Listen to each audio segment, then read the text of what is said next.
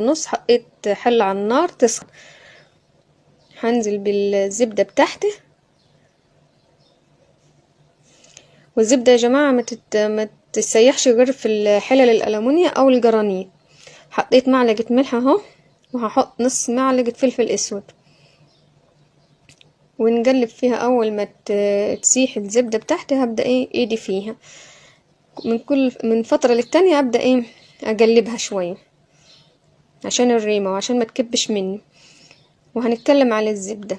هنقول الزبدة يعني كيلو الزبدة هيطلع معايا رطل وربع. كيلو الزبدة هيطلع يعني تبدأ معايا.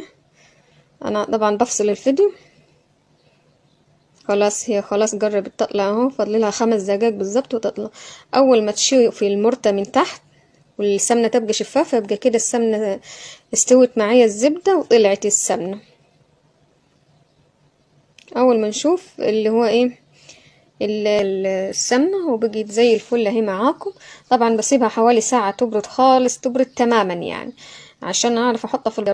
لو عايزة تخزن السمنة لفترة طويلة، هو السر في معلقة السمنة، في معلقة الفلفل الاسود. معلقة فلفل اسود حب، ما يكونش مطحون، لا حب زي ما هو كده.